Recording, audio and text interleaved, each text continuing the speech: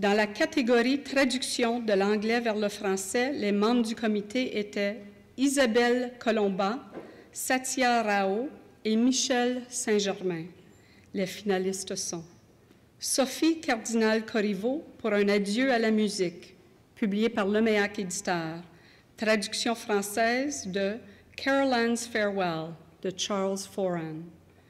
Dominique Fortier pour Une maison dans les nuages, publié aux éditions Alto, traduction française de The Prophet's Camel Bell de Margaret Lawrence.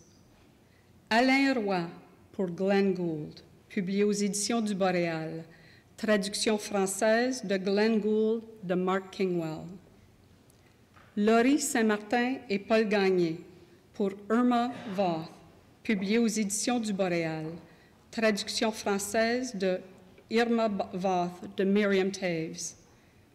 Laurie Saint-Martin et Paul Gagné pour La petite cousine de Freud, publié aux éditions Urtubise, traduction française de Distantly Related to Freud, Dan Charney.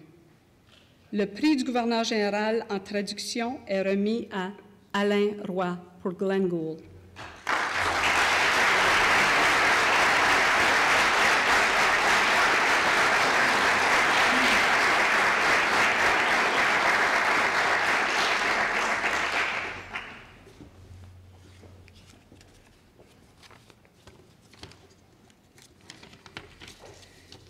Mesdames et messieurs,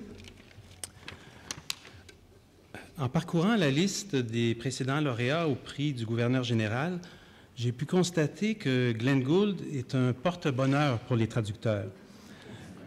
En 2005, Rachel Martinez a remporté le prix grâce à sa traduction de la biographie du pianiste rédigée par Kevin Bazana, et l'an dernier, Donald Winkler pour avoir traduit Partita pour Glenn Gould de Georges Leroux.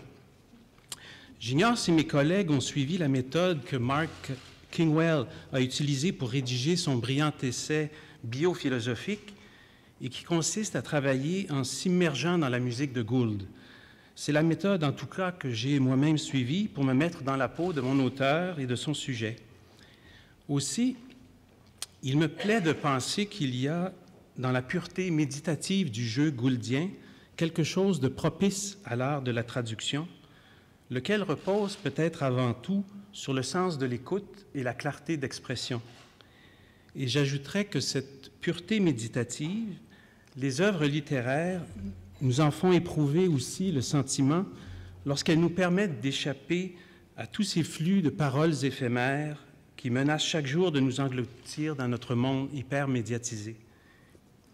En terminant, j'aimerais adresser mes félicitations à tous les finalistes et lauréats et mes sincères remerciements au Conseil des arts, aux membres du jury, à Pascal Assatiani et Jean Bernier des éditions du Boréal pour la confiance qu'ils m'ont accordée, à Mark Kingwell, auteur d'un essai original et stimulant, sans oublier, bien sûr, Glenn Gould, dont l'exigence demeure un modèle pour les artistes de toute discipline.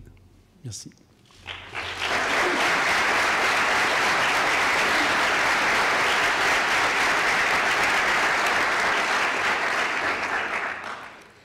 Glenn Gould est publié aux éditions du Boréal, représenté par Pascal Assatiani.